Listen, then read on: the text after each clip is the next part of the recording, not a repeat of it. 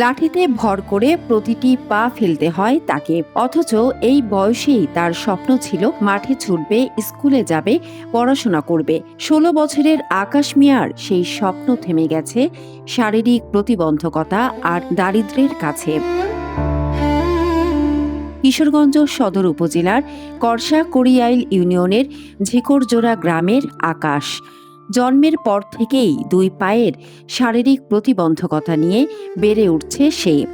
স্বাভাবিকভাবে হাঁটতে পারে না, লাঠি তার চলার সঙ্গী। ঝিকরজোড়া সরকারি প্রাথমিক বিদ্যালয়ে ২য় শ্রেণী পর্যন্ত পড়েছে আকাশ। এরপর আর স্কুলে যাওয়া হয়নি। শারীরিক প্রতিবন্ধকতা, চিকিৎসার অভাব আর পরিবারের আর্থিক সংকট সব মিলিয়ে বন্ধ হয়ে যায় তার পড়াশোনা। সমবয়সীরা যখন মাঠে খেলছে তখন আকাশ দূর থেকে তাকিয়ে থাকে। তারও ইচ্ছে হয় তাদের মতো হতে, কিন্তু শারীরিক সীমাবদ্ধতা তাকে আটকে রেখেছে। আকাশ করুণা চায় না, সে চায় সুযোগ, চায় চিকিৎসা, পড়াশোনার সুযোগ আর এমন একটি ব্যবস্থা যাতে নিজের সামর্থ্য অনুযায়ী কাজ করে পরিবারের পাশে দাঁড়াতে পারে। আমি খেলতে পারি না, আমি দুঃখ পাই, চলাফেরা করতে পারি না। আমার যেমন ইচ্ছা চিন কাম করবো, কাম করে বাপ মার খাওয়ামু, এই ইচ্ছাটাও নাই। স্কুলে যাবো, স্কুলে গিয়ে পড়ালেখা করবো, এটাও না। কৃষিকাজ করে সংসার চালান আকাশের বাবা। অভাবের সংসারে নিত্যদিনের প্রয়োজন মেটাতেই যেখানে কষ্ট, সেখানে ছেলের চিকিৎসার খরচ জোগাড় করা পরিবারের কাছে বড় চ্যালেঞ্জ। সরকারের পক্ষ থেকে আকাশের চিকিৎসা, চলাফেরা ও প্রয়োজনীয় সহযোগিতার ব্যবস্থা করা হলে তার জীবনটা অনেক সহজ হবে বলে মনে করেন এলাকাবাসী।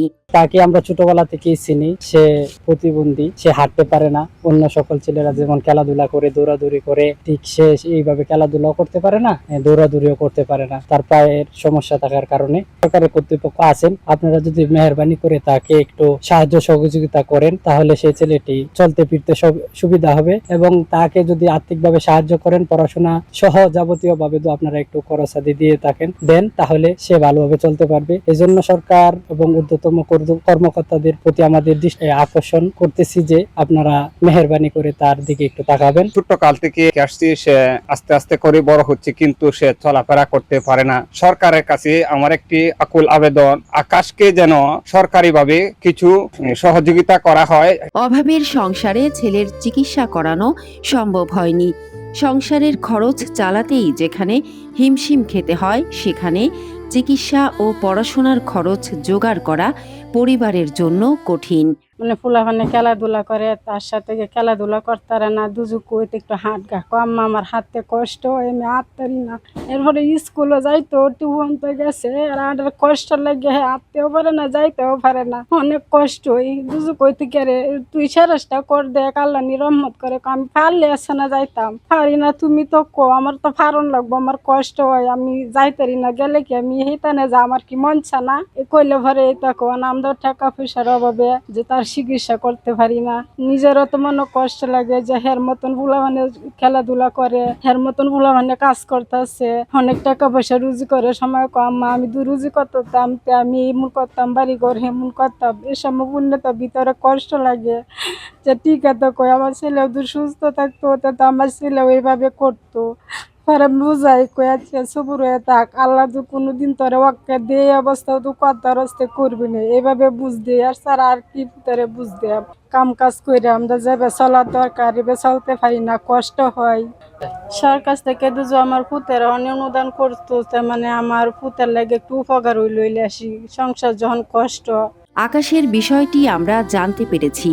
উপজেলা প্রশাসনের পক্ষ থেকে তার জন্য একটি হুইলচেয়ারের ব্যবস্থা করা হবে।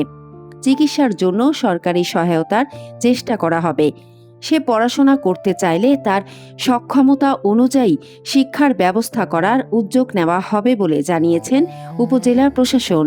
আপনাকে অসংখ্য ধন্যবাদ যে আপনার আসলে আপনার মাধ্যমে আকাশ মিয়ার এই যে একজন শারীরিক প্রতিবন্ধী, তার এই যে কষ্ট এবং তার যে পড়াশোনা থেকে দূরে আছেন এবং সে ঠিকভাবে চলাচল করতে পারতেছেন বা আর্থিক মানে সে যে চিকিৎসা নিতে পারতেছেন, এই বিষয়টা আমরা আপনার মাধ্যমে জানলাম। এবং আমরা যেটা হচ্ছে উপজেলা প্রশাসন থেকে আমরা এই বিষয়ে আমরা পদক্ষেপ আমরা অবশ্যই গ্রহণ করব। আমরা যেটা হচ্ছে যেটা দেখলাম আপনার ভিডিও দেখে আমি যেটা বুঝলাম যে আসলে ওনার আসলে চলাফেরা করতে সমস্যা হয়। তো আমরা উপজেলা প্রশাসন থেকে ওনাকে আমরা অবশ্যই একটা হুইল চেয়ার ব্যবস্থা করে দিব।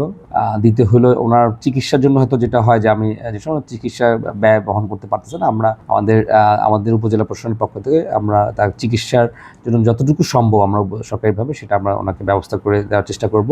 এবং একই সাথে উনি যেটা শুনলাম যে ওনার আসলে পড়াশোনাটা মনে হয় বন্ধ আছে, তো পড়াশোনাটা ওনার সাথে আমরা নিজে যাবো, একটু কথা বলবো। যদি উনি, আমরা চেষ্টা করবো যেহেতু ওনার শারীরিক সক্ষমতা অনুসারে উনি যদি পড়াশোনা করতে চায় তাহলে আমরা ওনাকে, আমাদের এখানে একটা প্রতিবন্ধী স্কুল আছে, আপনারা জানেন যে আমাদের মারিয়াতে, যদি উনি যেতে চায় ওখানে যদি আমরা চাবো ওনাকে এখানে পড়ানোর ব্যবস্থা করেন, অথবা যদি অন্য কোথাও উনি পড়াশোনার জন্য চায় বা ওনার বাড়ির আশেপাশে কোথাও, সেটা আমরা তার একটা ব্যবস্থা করার চেষ্টা করবো।